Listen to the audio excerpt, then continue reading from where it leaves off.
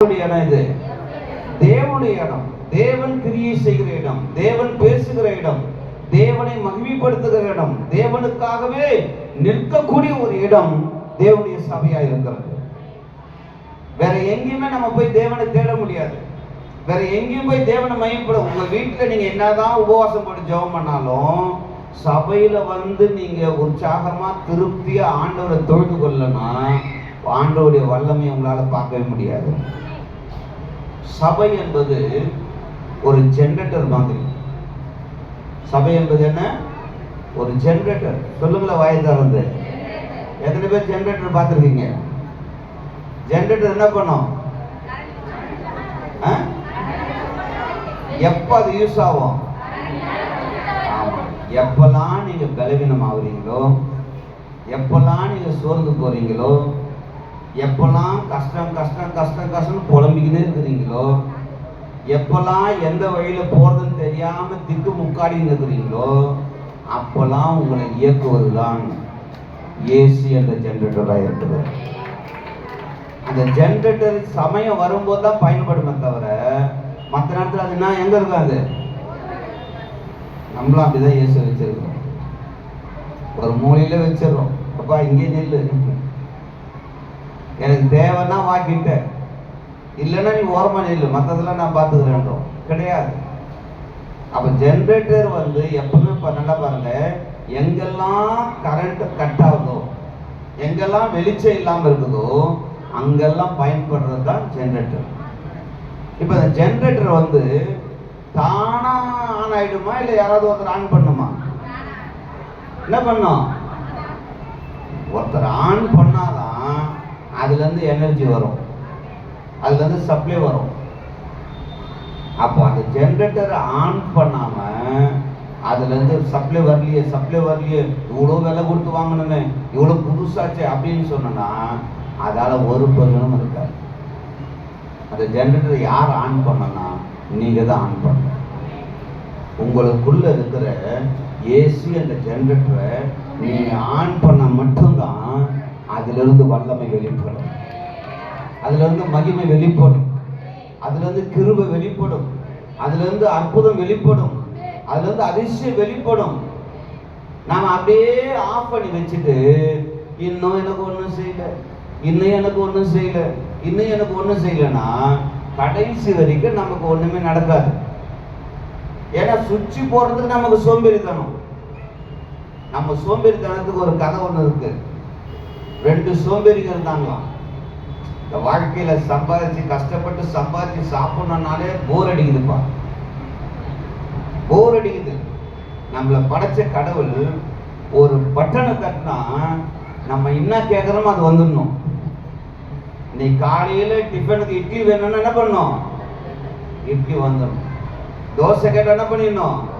தோசை வரணும். மத்தியானம் சாப்பாட்டுக்கு என்ன கேட்கறோமோ அது குழம்போடு என்ன பண்ணணும்?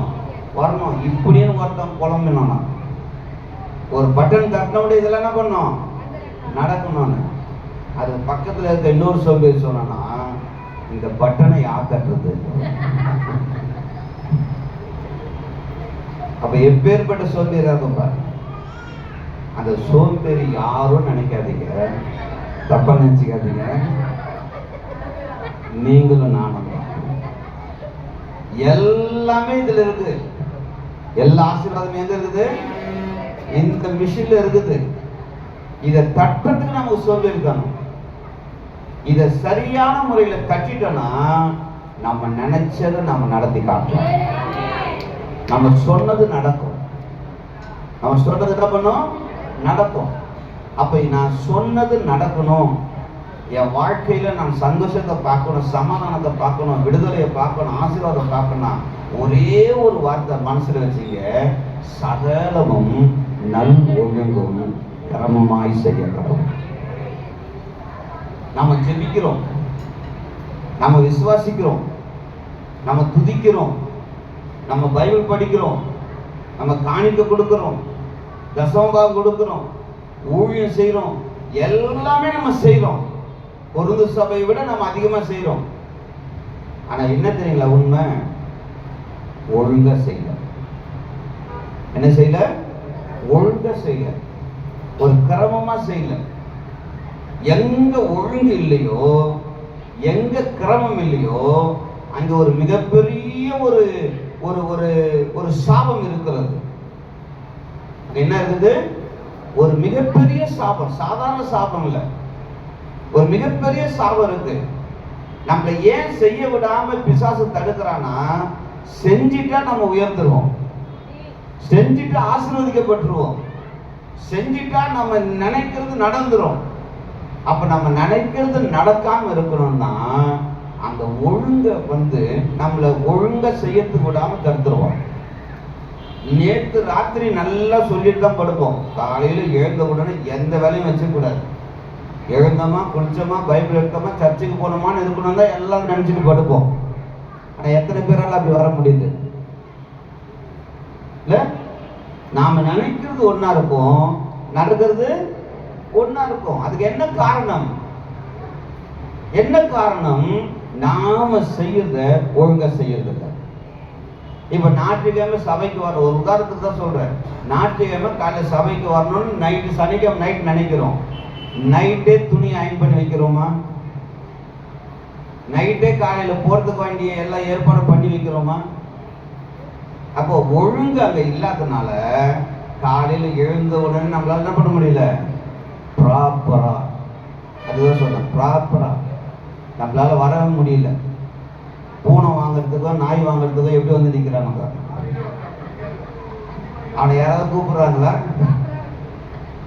இப்ப வந்து பார்த்தேன், நாய் வாங்குறதுக்கு அவ்வளவு கூட்டம், பூனை வாங்குறதுக்கு அவ்வளவு கூட்டம்.